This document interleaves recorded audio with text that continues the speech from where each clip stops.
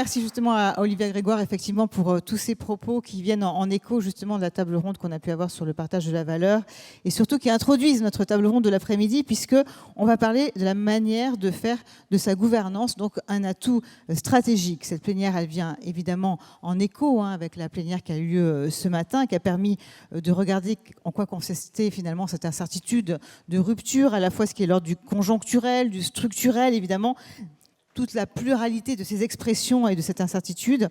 Et on va maintenant souligner la dimension stratégique, justement, des discussions d'un conseil d'administration, la portée moyen et long terme de ces décisions, et surtout voir comment la gouvernance, elle peut apporter une réponse dans ce contexte d'incertitude qu'on connaît aujourd'hui. Alors, pour en parler avec moi, un panel de choix, j'ai le plaisir d'appeler auprès de moi sur cette scène Claire Chabrier, elle est présidente de France Invest. Vous pouvez l'applaudir. Avec nous également Hélène Auriol-Potier, vous êtes administratrice, coprésidente du club ESG. Merci d'applaudir Hélène. Parmi nous, il y a également Cédric Lavéry, vous êtes directeur exécutif chez ISS. Merci d'applaudir Cédric.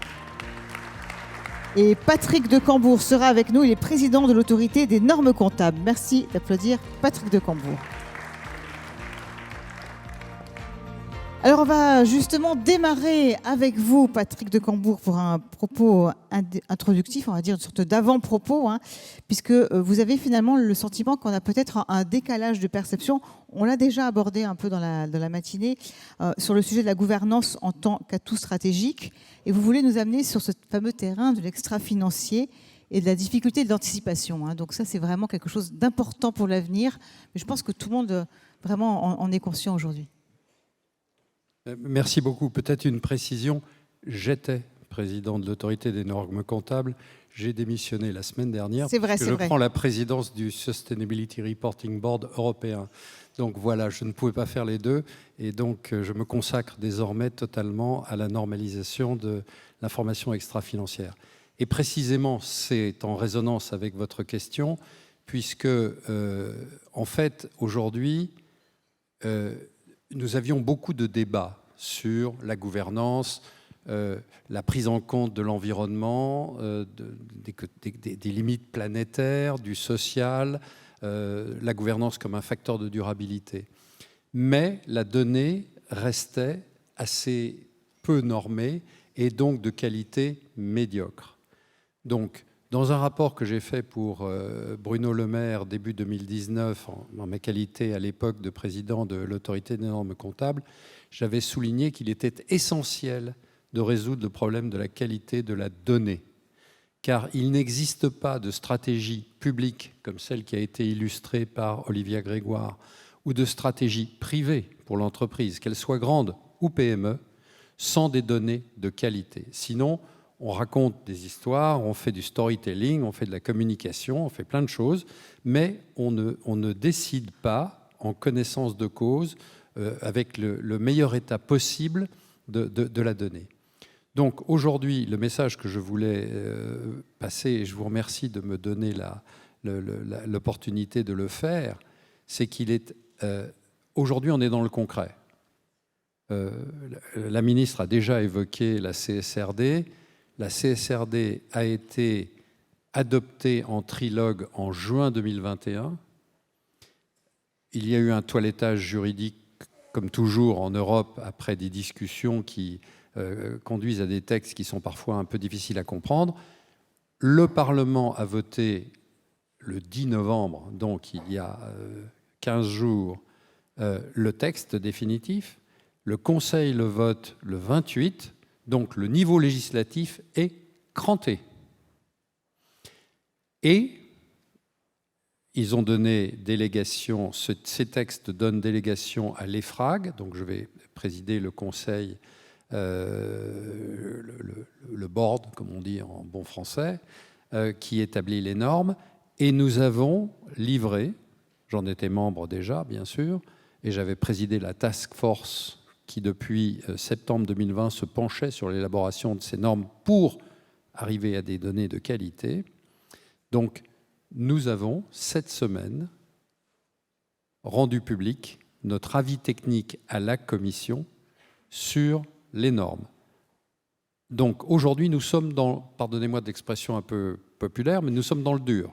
C'est-à-dire que ces normes vont s'appliquer, comme cela a été dit, pour les grandes, c'est-à-dire celles qui sont dans la NFRD, à partir de 2024 avec publication en 2025, et pour les autres grandes de plus de 250 salariés à partir de 2026 en publication et 2025 comme exercice de référence. C'est demain.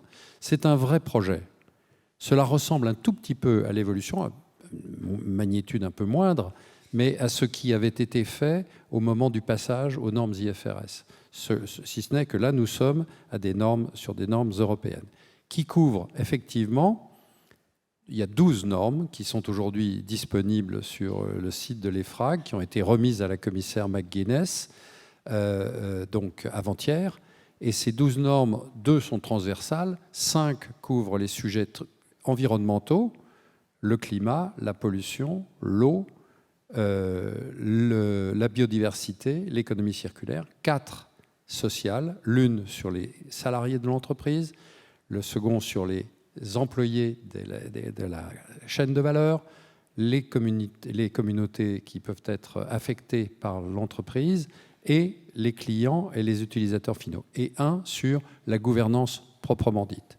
Sur la gouvernance, donc, il est fondamental, dans cette enceinte en particulier, que les administrateurs prennent la pleine mesure de ce qui est en train de se passer.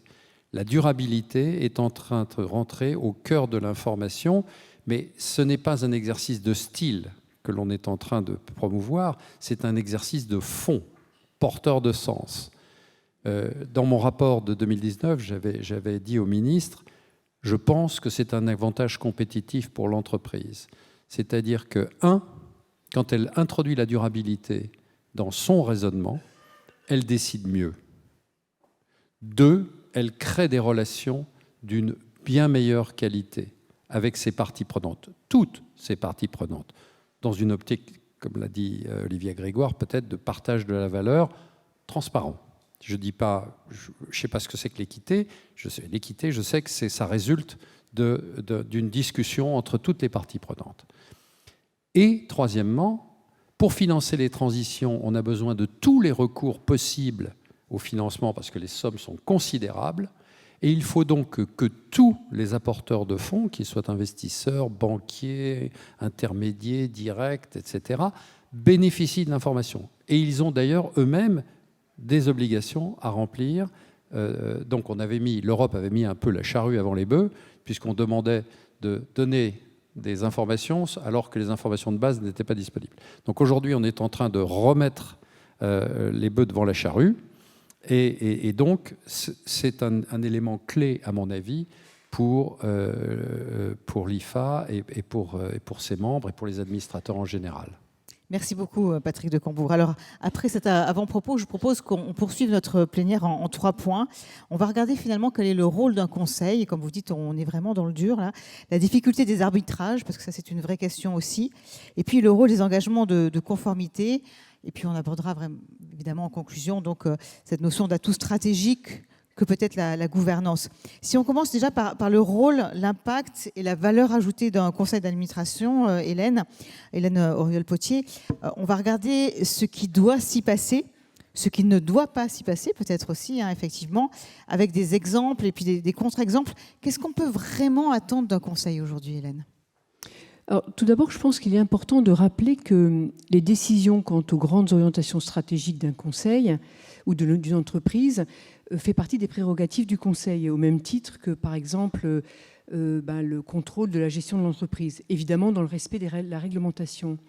Et si vous lisez le code AFEP-MEDEF, il est spécifié que, en fait, la première mission du conseil, c'est de définir les axes stratégiques. Mais ce qui est intéressant de voir, c'est que le contexte dans lequel la gouvernance s'exerce évolue de manière très rapidement et se complexifie. Et d'ailleurs, j'ai pu le constater moi-même durant les 12 ans en tant qu'administratrice. Et donc, par exemple, le rôle des administrateurs et du conseil s'est amplifié et s'est complexifié, les deux, c'est-à-dire qu'il y a plus de responsabilités et il y a de plus en plus de sujets à traiter. Et j'y vois 3 raisons. La première, c'est j'allais dire, la régulation. Il y a un certain nombre de textes législatifs, administratifs, des directives, etc. Pour en nommer quelques-unes, il y a eu donc la loi Sapin 2 il y a déjà pas mal d'années, le RGPD, il y a eu le changement des rôles du conseil, des comités d'audit, la taxonomie, etc.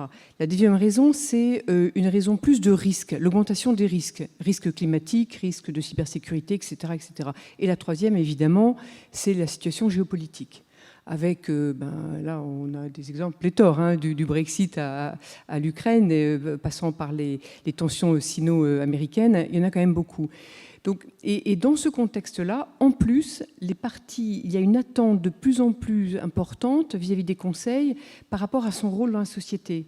Les parties prenantes, on en a parlé pas mal depuis ce matin, les différentes parties prenantes ont des attentes vis-à-vis du conseil d'administration qui vont bien au-delà de son rôle traditionnel.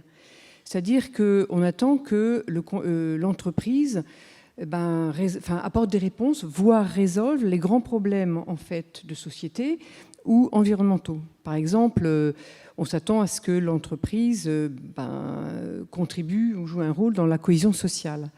Et ce ne sont pas les politiques ni les États qui eux régulent, qui vont adresser les problèmes, par exemple, de la crise énergétique. Donc, toutes ces évolutions, impactent la stratégie de l'entreprise, donc le conseil. D'ailleurs, il est intéressant de noter que si vous regardez les différents acteurs économiques, il y a une réelle prise de conscience du rôle du conseil d'administration. Et du rôle de l'entreprise. Entreprise qui peut aussi d'ailleurs devenir un lieu un peu apaisé dans une société aujourd'hui où quand même assez violente, malgré tout, on voit beaucoup de choses difficiles. Et dans l'entreprise, il y a un lieu de dialogue quand même qui peut s'instaurer aujourd'hui. Ah, tout à fait. C'est même, j'allais dire, un lieu de dialogue, c'est une nécessité. Mais vous n'avez pas évité dans une gouvernance d'entreprise les sujets sensibles, ni, j'allais dire, les décisions difficiles, parce que c'est inhérent à la gouvernance d'une entreprise. Donc, par rapport à ça, j'allais dire, et il y a un certain nombre de sujets. Les sujets, on parlait du partage de valeurs, de l'impact social, etc. Ça va dans le sens de l'histoire, d'ailleurs, et j'allais dire, tout le monde souhaite, un capitalisme responsable. C'est particulièrement le cas des conseils d'administration, mais ça demande quand même beaucoup de dialogue, de positions parfois donc antinomiques et contraires, parfois qu'il faut résoudre de manière collégiale. Alors, Claire Chabrier, donc, comment est-ce que vous analysez ça par rapport à votre poste donc, présidente de France Invest, donc aujourd'hui, il y a beaucoup d'entreprises que vous accompagnez en France. Quelle est votre vision, justement, parce que vous avez tout ce panel d'entreprises, elles sont considérables, 7400 entreprises, je crois, c'est le chiffre. Donc, est-ce que vous voyez justement cette évolution telle que nous l'a décrite à l'instant donc, Madame Aurélole Potier? Merci, bonjour à toutes, bonjour à tous. Alors, moi, je me retrouve très bien dans tout ce qui a été dit depuis l'ouverture, d'ailleurs, par Madame la Ministre.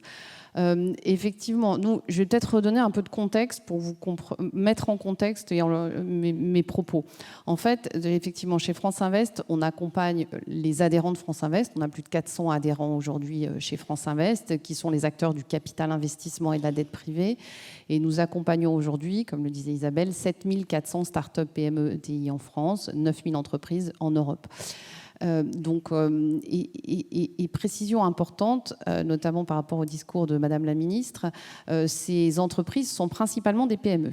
Donc, on va dire qu'on a un peu moins de 1000 ETI, entreprises de plus de 250 salariés, et puis un volume important de PME. Nous, par l'essence même, je dirais, de notre métier, nous sommes des actionnaires professionnels et responsables, et donc partie prenante évidemment de la gouvernance, puisqu'en devenant actionnaire, on peut être actionnaire minoritaire ou majoritaire de société. Je dirais que chaque année, on fait 2500 nouveaux investissements, et c'est environ la moitié en accompagnement minoritaire, donc souvent à côté d'entreprises familiales.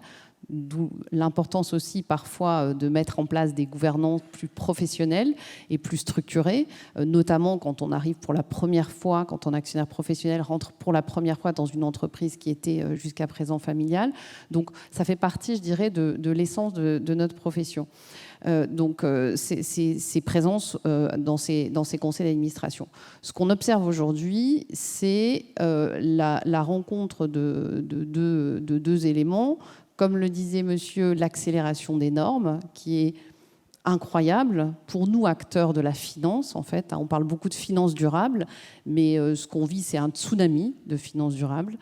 Donc je dirais, ça fait 10 ans que France Invest et les acteurs du capital investissement se sont emparés de ces sujets ESG, mais depuis juillet 2021 et le Green Deal européen, c'est vraiment une transformation majeure qui est en train d'arriver sur nous, acteurs de la finance, et donc sur les entreprises qu'on accompagne. Alors les choses, comme vous le disiez, n'ont pas été forcément faites dans le bon sens. Donc nous, on se retrouve à demander aux entreprises, à ces entreprises qu'on accompagne, beaucoup de data.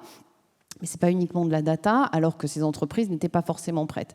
Donc il y a un sujet massif et majeur qui arrive déjà par la finance, qui va arriver ensuite, rapidement d'ailleurs, sur les entreprises de plus petite taille, puisqu'on parle des entreprises de plus de 250 salariés.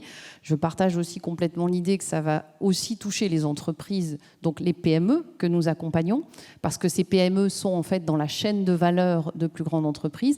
Et comme le disait la ministre, c'est un sujet à 360 degrés. Ce n'est plus évidemment uniquement une histoire de normes et de reporting, mais pour une entreprise et un entrepreneur aujourd'hui, et justement, et là on revient sur le sujet de l'atout stratégique, c'est vraiment aujourd'hui ses relations avec ses clients grands donneurs d'ordre, sa capacité à attirer des talents et à les retenir dans un environnement où on est en pleine guerre des talents.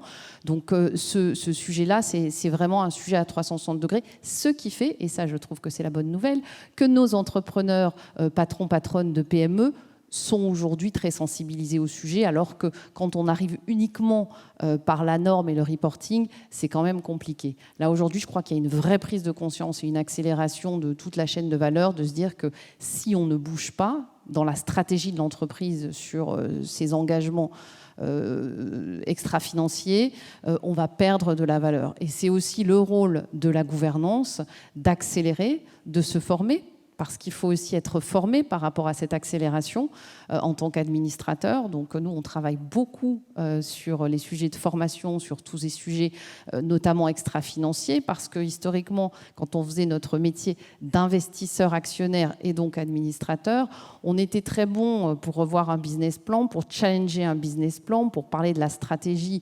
avec les dirigeants de l'entreprise. En revanche, sur ces sujets de climat, de biodiversité, sur ces sujets aussi sociétaux que sont l'ESG, on était, il faut le dire, et l'assumer, je pense, bien moins formés. Donc il y a un vrai travail de formation pour que l'entreprise puisse continuer à gagner et à conserver ses atouts stratégiques. Et il passe évidemment par la gouvernance. Oui, alors vous dites qu'il faut le faire, c'est parfois même un peu une obligation. Par exemple, ce matin, Thibault Langsam nous rappelait que, on lui avait dit que si son entreprise n'allait pas dans cette direction, les banquiers étaient réticents à continuer à l'accompagner. Mais c'est une réalité, et c'est ce que je n'arrête pas de dire. C'est difficile à entendre parfois, mais aujourd'hui, c'est pour ça que je dis que ça arrive aussi, et c'est peut-être arrivé d'abord, comme ça a été précisé, par la finance.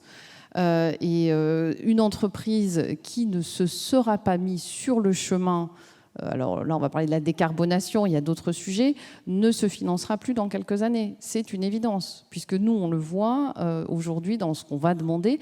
Alors après, je pense qu'il faut quand même rassurer tout le monde aussi, et tous les chefs d'entreprise. La façon dont on regarde les choses en tant que financier et actionnaire de long terme, c'est pas de dire aujourd'hui il y a des bons, des mauvais élèves. C'est surtout, nous, notre préoccupation, c'est de laisser personne sur le bord de la route et d'avoir des dirigeants qui s'emparent de ce sujet et qui se donnent une feuille de route. Donc c'est déjà de faire le diagnostic, de comprendre où on en est, et puis de se mettre sur une route de progrès, sur un chemin de progression, avec derrière ça, quand même, la conviction que si les entreprises ne le font pas, elles perdront des clients, elles ne seront plus innovantes, elles ne se feront plus financer et elles ne recruteront pas. Donc je crois que de toute façon, il y a un alignement des planètes qui est certain. Vous sentez la même chose, Cédric Laveride. Donc, est-ce que pour vous, cette exigence, elle fait jour aussi dans votre entreprise ? Je vais dire moins, parce qu'effectivement, je représente plus des investisseurs institutionnels qui ne sont pas représentés au Conseil. Donc, leur analyse de la gouvernance va passer uniquement parce que la société dit sur sa gouvernance, et finalement, les sociétés disent assez peu sur la gouvernance. Quand on ouvre un document d'enregistrement universel, on va peut-être avoir trop de chiffres et pas assez de storytelling dans ce cas-là, c'est-à-dire qu'on va avoir une composition.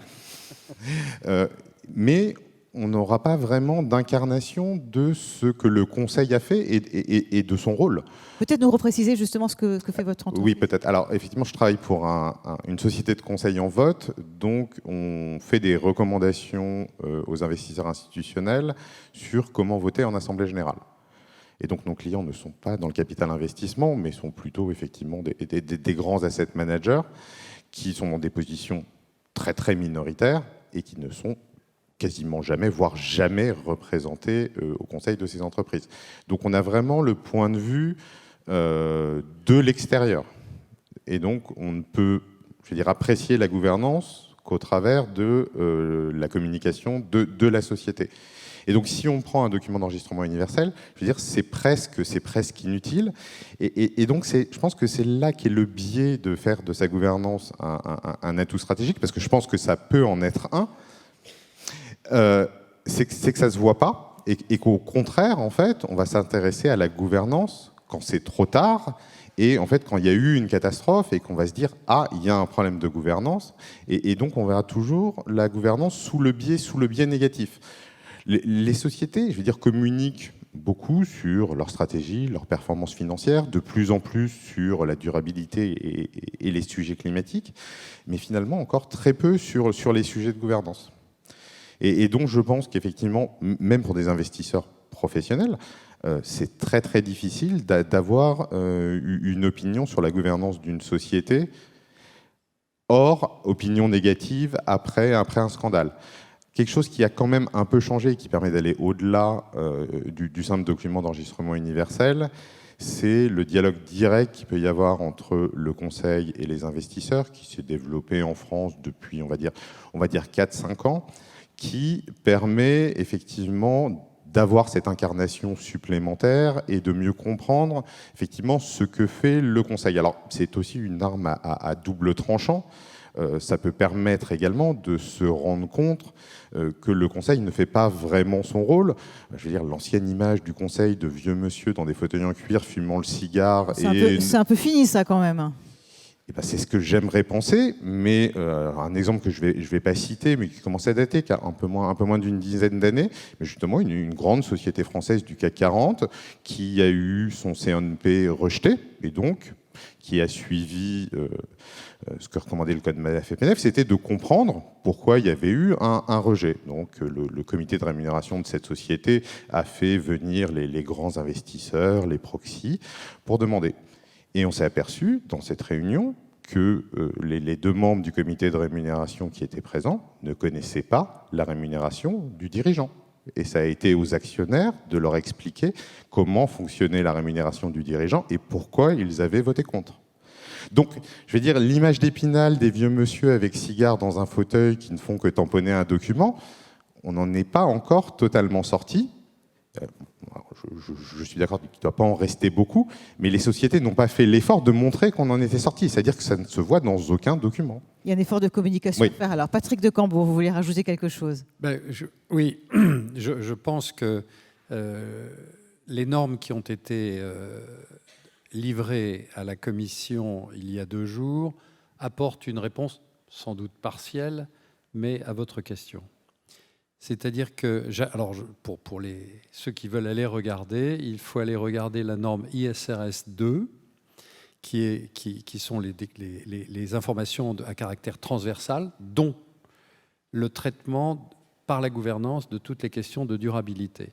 Et vous y trouverez non seulement un texte général, mais aussi des points de passage obligés. C'est-à-dire, quelle est la structure du Conseil ? Comment les administrateurs se sont-ils répartis les tâches? Quels sont les comités qui sont en charge de quelles questions? Et quelles sont les compétences qui ont été recherchées, soit par la sélection de l'administrateur, soit, lorsque ça n'existe pas, par le recours à des experts ou des conseils externes, etc. etc. Donc vous avez une assez longue liste de choses. Donc ça, c'est la première chose. Et puis l'autre standard qu'il faut regarder, et je ferai une remarque complémentaire, c'est le standard G1, gouvernance, sur la conduite des affaires. Alors il n'a pas pour vocation d'avoir une vision, ce que moi j'aurais personnellement souhaité, mais les co-législateurs ont souhaité mettre pour l'instant la question en stand-by pour une raison que je vais évoquer. Mais j'aurais souhaité que la gouvernance soit considérée comme un facteur de durabilité à titre personnel. C'est-à-dire qu'une bonne gouvernance, une gouvernance transparente et une gouvernance bien organisée, c'est un facteur de solidité de l'entreprise. Et son extériorisation est la démonstration que vous avez fait ce que vous aviez décidé de faire. Donc, il faut le regarder, parce que ça, c'est la conduite des affaires, c'est tout ce qui touche aux questions éthiques, d'éthique et de conduite des affaires, l'anticorruption, bribery, etc. Alors, pourquoi est-ce que les co-législateurs, il y a eu des pressions politiques dans les discussions, mais pourquoi est-ce qu'on n'a pas traité la gouvernance au sens large, simplement la gouvernance de la durabilité? Ce qui est déjà un point, à mon avis, très important. Pourquoi ? Parce que vous avez en ce moment un projet qui est sur la table des co-législateurs qui s'appelle la Corporate Sustainability Due Diligence Directive, la directive sur le devoir de vigilance au niveau européen, qui fait l'objet de beaucoup de discussions en ce moment entre le Parlement et le Conseil, comme vous le savez. Donc, on a dit, on ne va pas anticiper sur ce texte, on le prendra en compte lorsqu'il aura été cranté par les législateurs. Nous sommes dans une zone politique où nous, normalisateurs, nous sommes subordonnés au niveau législatif, mais j'explique pourquoi. Voilà. Donc, vous n'aurez pas la totale réponse à vos préoccupations, mais je pense qu'on est sur la bonne route quand même. Je pense que ça sera mieux. Je pense que ça ne sera pas suffisant, puisque ça va amener plus de formalisme, mais ça ne permettra pas une meilleure incarnation de la gouvernance. La gouvernance n'est pas un objectif en soi, c'est un moyen. Donc c'est un facilitateur de création de valeur, c'est un facilitateur de durabilité. Donc quand on parle effectivement de gouvernance de la durabilité, je trouve ça tout à fait pertinent. Mais je vais dire, c'est pas avec un nombre de réunions ou un process de recrutement qu'on va pouvoir déterminer la qualité d'un conseil. Et donc je pense que c'est par ce dialogue, alors par une meilleure mise en valeur, effectivement, le storytelling ne fait pas tout, mais aussi, je vais dire, par une plus grande communication externe en général du Conseil et de mise en valeur de ce qu'il fait vers les investisseurs, mais il n'y a pas que les investisseurs, vers les autres parties prenantes et vers le grand public, parce que je pense que si on demande à quelqu'un dans la rue à quoi sert un administrateur, la plupart des gens ne sauront pas répondre, pour montrer effectivement l'importance de leur rôle et les enjeux qu'il peut y avoir. Oui, non, mais pardon, juste, et puis je ne voudrais pas monopoliser, mais... Non, mais allez-y, c'est très intéressant. Un point important, c'est que la normalisation de l'information n'est pas faite pour dicter des comportements. Elle n'est pas faite pour dicter des stratégies. Elle est en revanche là, parce que la transparence aide quand même. Fondamentalement, quand je m'explique sur ce que je fais, j'intériorise et j'extériorise un raisonnement. J'intériorise une politique. J'intériorise ma relation avec une mission que je me suis donnée. Donc, la normalisation de l'information, et pardon, je plaide pour ma chapelle, c'est un acte de transparence et d'accountability, comme on dit. Bon, maintenant, c'est pas ça qui fait la solution, c'est la qualité des administrateurs et du travail collectif qu'ils font, individuellement et collectivement, qui fait que l'entreprise sera plus performante sur les différents domaines. Mais le fait d'expliquer déjà comment on prend le problème, et d'ailleurs, parce que là je ne vous parle que des aspects de gouvernance, mais vous allez sur la durabilité, Par différence avec l'information financière, la CSRD demande deux choses qui sont absolument fondamentales et qui dépassent l'information financière et que tout le monde doit avoir en tête. La première, c'est qu'on s'attache beaucoup plus au prospectif, avec des cibles, des targets et des métriques pour mesurer le cheminement vers ces cibles sur les différents sujets d'impact ou de risque. Premier élément de différenciation. Deuxième élément de différenciation, on peut aimer ou ne pas aimer, mais c'est le choix du législateur. Le deuxième élément, c'est qu'on ne se limite pas aux opérations de l'entreprise, on va sur la chaîne de valeur. C'est-à-dire qu'on va en amont et on va en aval. Donc ça rend l'entreprise, si vous voulez, ça la place comme un acteur d'un ensemble plus large.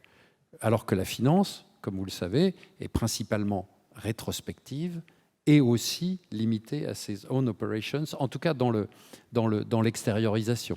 Je ne parle pas de ce qui se passe dans la planification, mais la planification, vous savez que on est toujours très réticent sur les guidance, sur des choses comme ça. C'est normal, parce que le futur est dangereux. Mais là, en l'occurrence, sur la durabilité, le législateur demande aux entreprises de se positionner par rapport à leur trajectoire, notamment sur le climat, mais pas seulement. Alors justement, vous parliez de transparence, Claire Chabrier. Je voudrais vous demander, finalement, quand l'entreprise, donc on rend des arbitrages, ces arbitrages, ils sont importants, ils sont souvent sensibles. Quelles sont les clés qu'il faut arriver à transmettre à la fois sur la façon dont l'arbitrage s'est résolu et puis peut-être sur l'impact positif justement de cette décision sur l'entreprise? Comment est-ce que ça se passe? Alors, je vais essayer de faire effectivement le lien. Aujourd'hui, je fais un petit lien par rapport à ce qui a dit. Si je sur la réponds, finance, Isabelle. En fait, je vous ai vu réagir. Oui, parce que je pense qu'il y a il y a beaucoup de sujets, parce que ce sont des sujets. Il y a tous ces sujets de normes, et quand je dis ça, ce sont des tsunamis de réglementation qui arrivent. C'est comme ça. Déjà, le coup est parti. Moi, je vois pas mal dans notre écosystème, que ce soit dans les entreprises qu'on accompagne ou que ce soit même chez les acteurs du capital investissement, on a l'impression que tout ça, ça va très vite, que c'est très compliqué, qu'il y a beaucoup de data, c'est vrai, qu'il va falloir traiter, mais le coup est parti. Donc c'est comme ça, il faut qu'on s'engage tous sur ce chemin-là. Après, il faut rester, et ça fera une bonne transition avec votre question, après, je pense qu'il faut rester, alors je dis ça aussi peut-être parce que nous, on accompagne beaucoup de PME et d'ETI, donc de plus petites entreprises, il faut rester aussi pragmatique, parce que si un dirigeant, on lui parle que de normes et de reporting, on le perd. Donc, en fait, nous, on essaie de dire déjà, commencer par mettre en place des choses qui se voient d'ailleurs, qui sont transparentes. Faites un bilan carbone, par exemple. Un bilan carbone, déjà, vous commencez sur ce chemin de décarbonation, vous commencez à poser un diagnostic et à planter une graine et à se mettre en chemin. Mais ça coûte cher pour les petites entreprises quand même. Écoutez, je pense qu'aujourd'hui, c'est même plus une question de budget. Aujourd'hui, un bilan carbone, alors ça dépend dans quelle profondeur vous le faites, puisque entre le scope 1 et le scope 3, mais on trouve des bilans carbone à moins de 10 000 euros. Donc on a des bilans entre 2, 3, en fonction de ce qu'on fait, et 10 000 euros. C'est un bon investissement, je pense. Encore une fois, par rapport aux répercussions business que ça peut avoir et à la création de valeur dans l'entreprise. Donc, en tout cas, nous, on encourage vivement cette première étape, puis après, évidemment, un plan de transformation. Mais ça fait un bon lien avec votre question, parce que c'est des sujets qui ne sont pas toujours faciles à aborder aussi dans la gouvernance et dans les échanges qu'on peut avoir.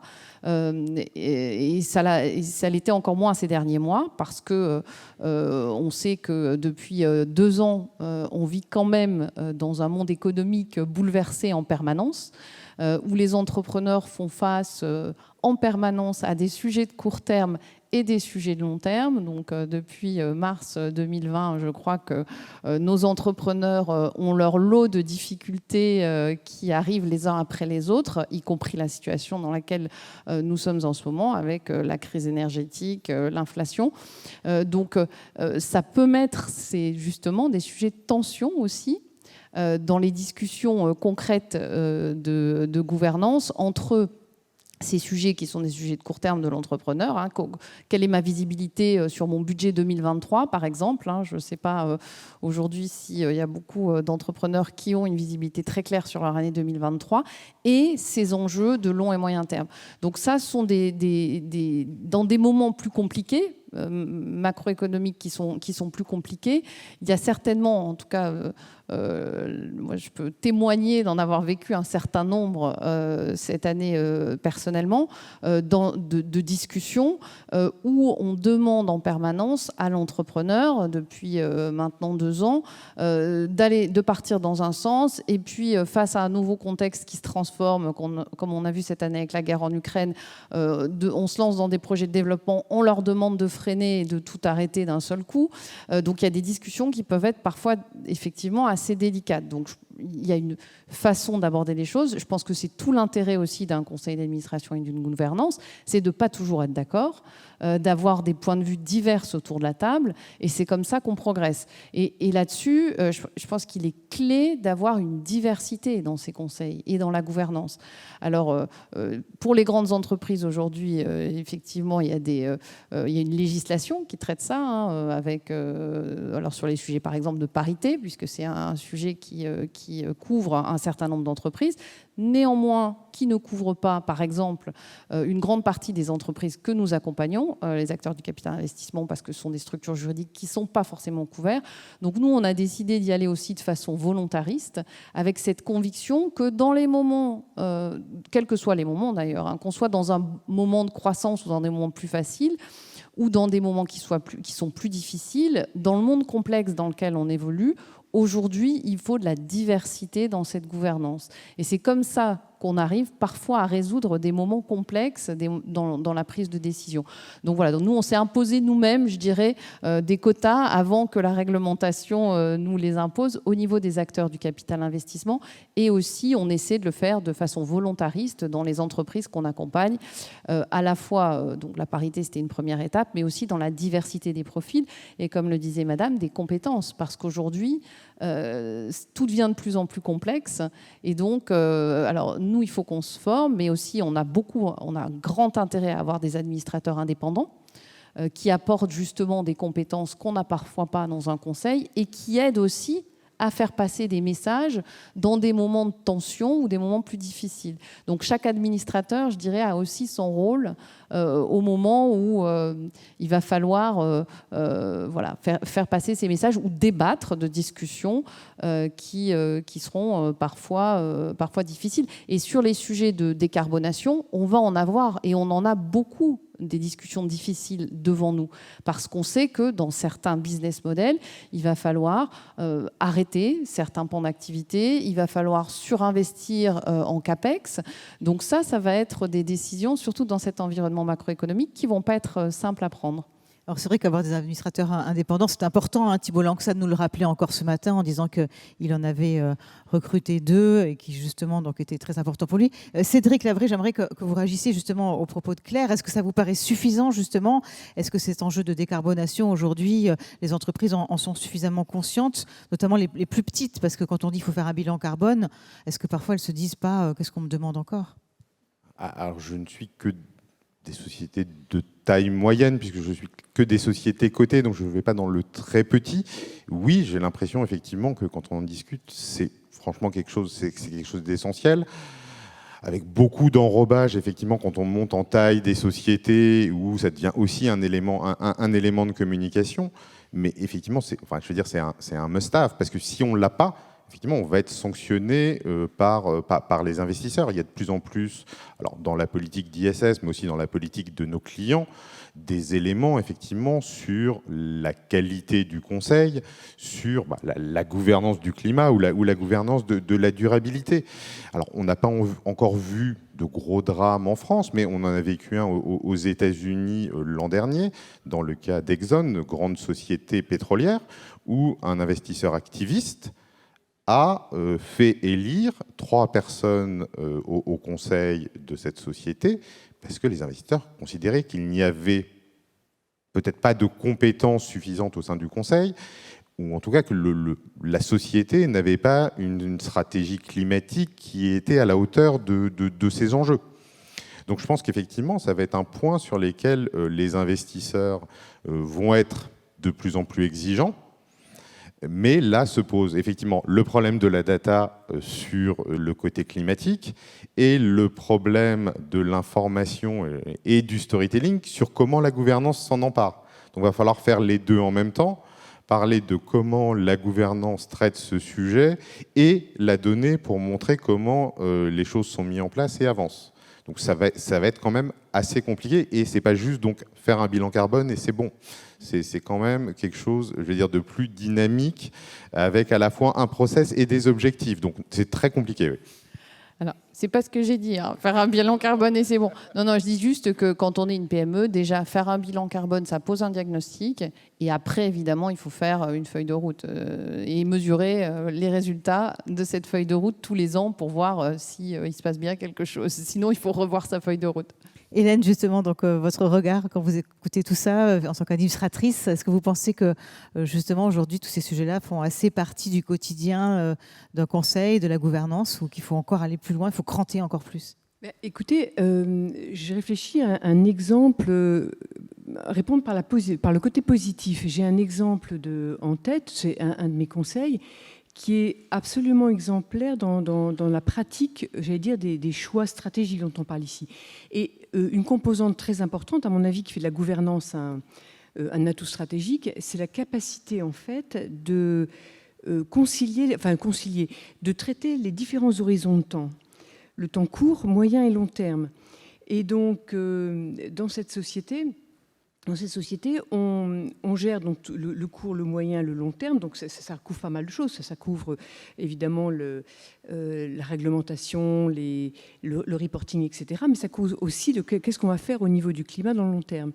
Et là, vous vous rendez compte que les succès, les ingrédients de réussite, tout d'abord, tout est préparé, les sujets sont pensés, les sujets à long terme sont pensés à l'avance, il y a une priorité qui est faite, les discours qui sont très très animés en fait conduisent à des décisions claires.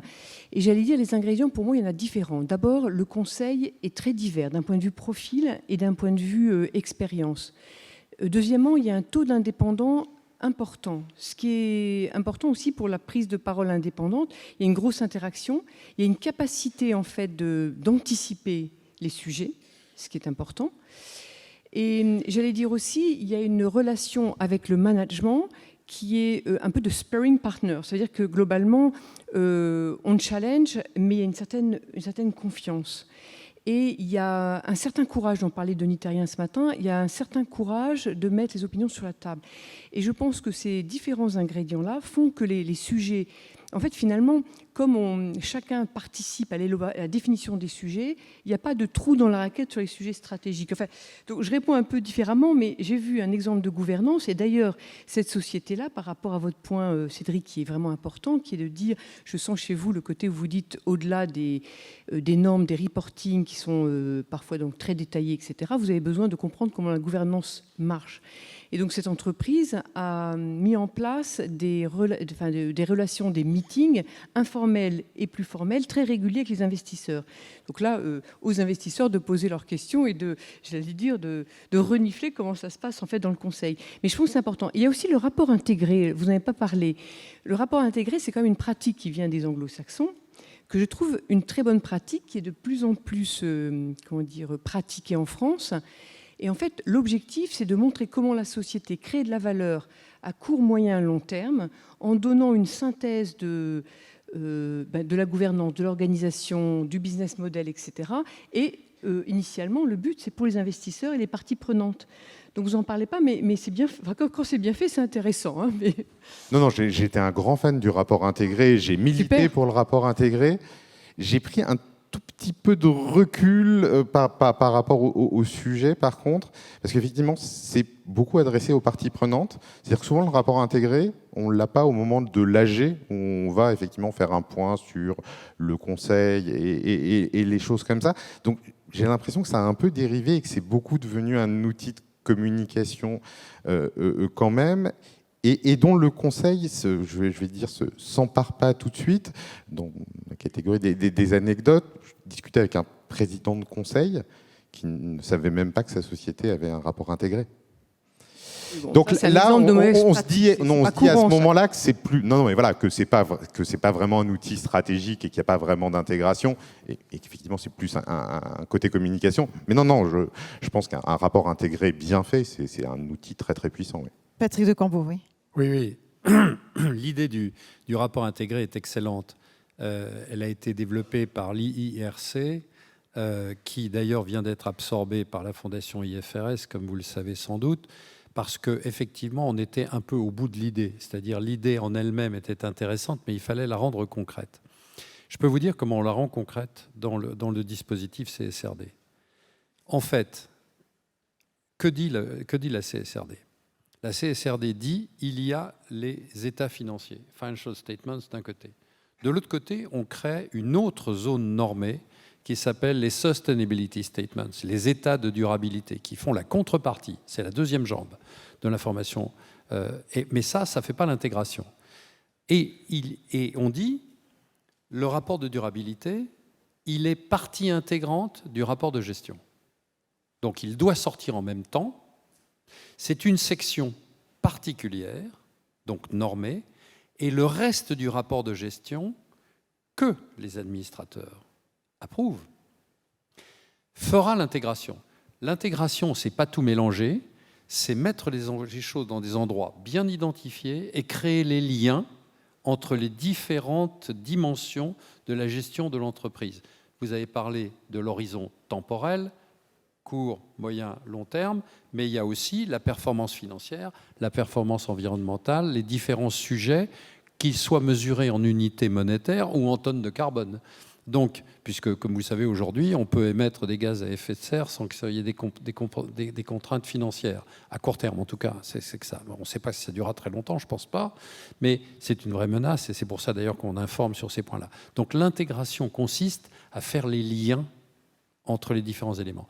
Et je pense qu'à partir de l'idée générique du cadre un peu conceptuel du rapport intégré, aujourd'hui, franchement, dans les travaux préparatoires que nous avions conduits de septembre 2020 à février 2021, nous avions absolument pris le rapport intégré et nous avions dit, voilà, il faut recréer la deuxième jambe et il faut qu'il y ait la partie supérieure, l'ombrelle du reste du rapport de gestion, qui fasse l'intégration sous la responsabilité de la gouvernance et qui dise, moi voilà, j'ai privilégié la rentabilité financière à court terme ou la rentabilité ou la performance environnementale, ou j'ai fait l'arbitrage comme ça, etc. Et je fais les liens entre les deux. Mais j'ai l'information normée et j'ai l'information non normée au-dessus qui fait l'intégration. Cédric, est-ce que vous pensez que... Oui, vous voulez peut-être répondre à Patrick ? Non, je voulais dire que j'espère que ça fonctionnera. Oui. Parce que justement, je voulais vous poser la question en prolongement, c'est que est-ce que finalement ces rapports, ces engagements, ils sont assez représentatifs aujourd'hui de ce qui se passe dans le Conseil, dans la gouvernance ? Est-ce que vous avez le sentiment aujourd'hui que ça reflète vraiment donc, la dynamique du Conseil ou que parfois c'est peut-être un peu trop éloigné ? Je veux dire, je ne veux pas avoir l'air trop négatif, parce qu'effectivement, j'ai l'impression d'un peu casser l'ambiance. Non, les choses ont quand même beaucoup progressé. Ça fait... vous rencontrez juste les mauvais présidents, c'est tout. Il en existe parfois. Non, mais ça fait. Mais il faut pointer aussi. Ça fait une quinzaine d'années que je fais ce métier. Non, mais en plus que je suis un observateur extérieur. Enfin, vous avez un métier qui est un peu ingrat, c'est-à-dire que si vous faites les choses bien, on ne parlera pas de vous, et les succès, je vais dire, seront souvent pour le DG ou le PDG. Ça, c'est partout pareil, je crois. Voilà, et on ne parlera de vous que quand il y a un problème. Donc oui, vous avez un rôle très ingrat, et j'aimerais qu'on vous félicite plus souvent quand les choses se passent bien. Voilà. Non, je vais dire la compétence et l'étendue, je vais dire des discussions qu'on peut avoir avec les conseils en direct. Mais comme je l'ai dit, c'est encore très récent. Si on remonte 5-6 ans en arrière, il n'y avait quasiment aucune société dont le conseil discutait directement avec des investisseurs. Ça ne se faisait pas. C'était souvent bloqué par le PDG tout-puissant qui contrôlait le conseil. Voilà, ça s'est développé et je pense que c'est ça qui a vraiment tout changé et qui permet justement d'avoir une perception plus fine du rôle du conseil et de sa qualité ou de l'inverse, malheureusement, quand on rencontre les mauvaises personnes.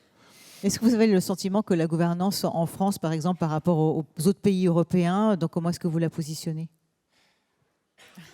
Alors effectivement, la gouvernance n'est pas que le bon fonctionnement du Conseil. Le bon fonctionnement du Conseil est un élément essentiel pour la création de valeur et la durabilité. Mais si on revient aux origines des études sur la gouvernance, Burley-Merle en 30 et quelques, et si on regarde les premiers codes avec Cadbury, Viennot ou le code de l'OCDE, c'était